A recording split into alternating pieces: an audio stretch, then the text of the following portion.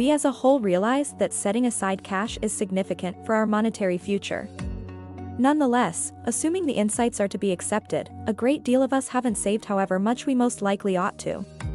Truly, it's not generally our shortcoming that we have less cash taken care of than we'd like now and again we just run into a harsh work market, or experience a few significant and unavoidable bills from something like a lengthy medical services. Yet, different times it is something inside our capacity to control. Furthermore, that is both something extraordinary and something awful. It's something terrible on the grounds that in those cases, at any rate, where our degree of reserve funds is inside our capacity to control, it implies that the fundamental explanation we don't have as much cash set aside as we'd like is a result of something we either did or didn't do. Furthermore, that is not generally something simple to confess to ourselves, yet at the same time, that likewise intends that assuming we change a portion of the things that we do or don't do going ahead, we can begin setting aside more cash and get our funds back in good shape. Furthermore, that is extraordinary information in light of that today. I will be going north of a few planning tips and deceives that we can use to set aside more cash and launch our excursion to monetary freedom. However, before we get moving, make certain to like this video, in the event that you haven't as of now, as it truly assists feed a ton and buy in with notices on for more cash-related recordings like this one each and every week. Also, to additional help this channel, you can look at a portion of the connections I've left in the portrayal beneath, which incorporates a multi-day free preliminary of discernible and 2 free book recordings of your decision, as well as a rundown of certain books on cash. I'd suggest looking at with your free preliminary. One motivation behind why we could overspend is basically out of obliviousness. In the event that we aren't extremely mindful of where our cash is going, either in light of the fact that we don't routinely financial plan, or haven't taken a gander at our costs in some time, it very well may be simple for our cash to spill out unexpectedly. Presently, it doesn't need to be anything insane, yet assuming you in all actuality do have a modest bunch of expenditure classifications like eating out or shopping on the web, that you wind up burning through cash on a couple more times each month, that can amount to a perceptible sum after some time and make it significantly more hard to set aside as much cash as we'd like. The least difficult answer for this is to obviously monitor our spending. Assuming mindfulness is the essential test that we're confronting, and the most ideal way to do this is logical through an extensive financial plan, like the zero-based spending plan of some kind or another. A complete financial plan is a spending plan that has you drill down your pay and every one of your costs, as well as how much cash you need to give to every one of them. Then, at that point, change those objectives depending on the situation until your absolute costs match your month-to-month pay. At the end of the day, you put each dollar you procure to work before the month starts. What improves an exhaustive spending plan in this specific circumstance than something like a rate-based financial plan? For example, the 50-30-20 spending plan advocated by Elizabeth Warren or T. Harv Eker is 6 containers financial plan, or even most other well-known planning styles is on the grounds that it compels you to drill down every one of your costs from your home loan, or lease installments to food and protection, and, surprisingly, unpredictable costs like restoring your driver's permit or getting new vehicle tabs.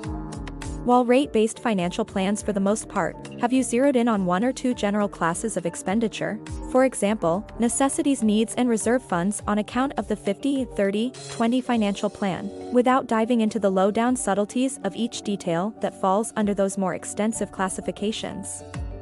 Furthermore, accordingly, it does not exactly far-reaching spending plan to help you as far as turning out to be more mindful of your spending so you can sort out where your monetary break is coming from, and afterward plug it. A second motivation behind why we could overspend is on the grounds that we don't have an extremely clear comprehension of what endlessly does not merit burning through cash onto us.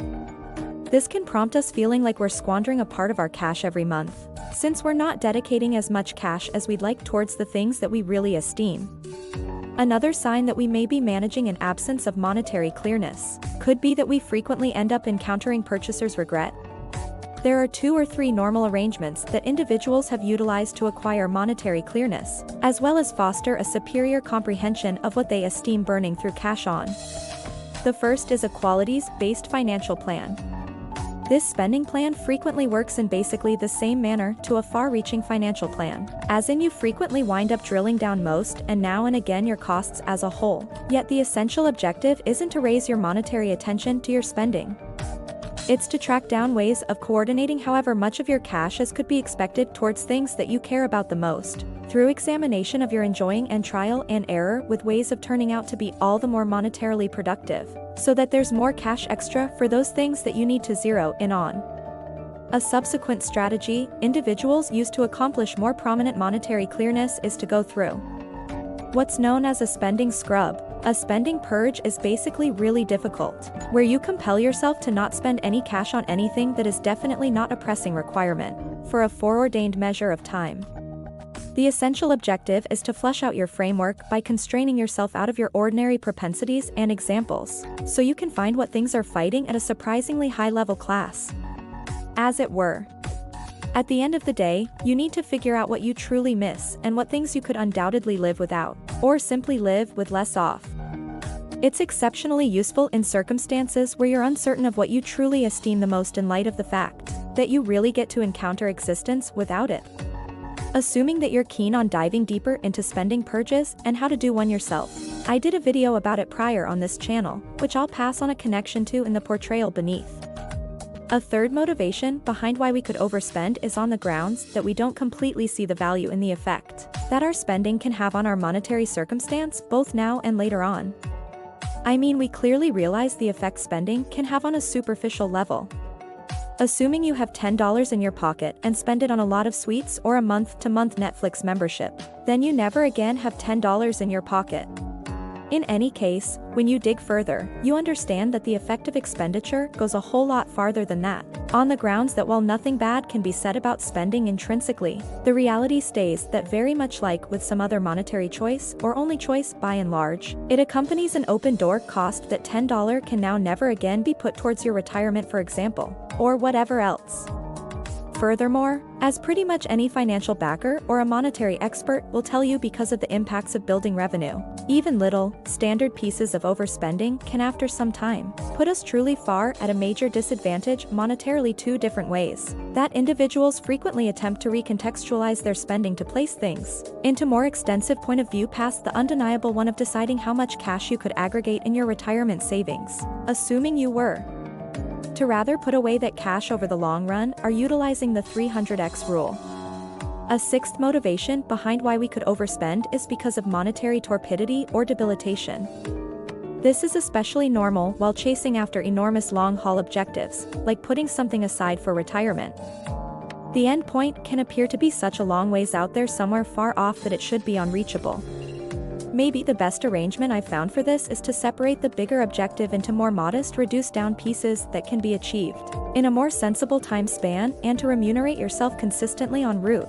This can assist you with feeling like you're continuously gaining unmistakable headway, make it more hard to legitimize leaving your investment funds plan for something more significant temporarily, as well as assist with keeping you roused throughout the long term, in light of the fact that particularly with objectives like putting something aside for retirement, all of us will encounter a few knocks en route.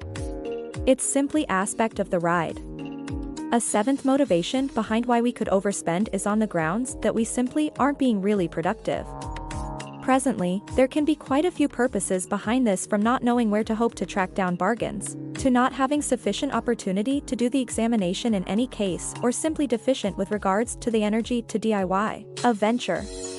Maybe the best answer for this is to get imaginative and contact others. It's awful that a significant number of us have wound up overspending previously, but since overspending is a particularly normal encounter, it additionally presents an open door.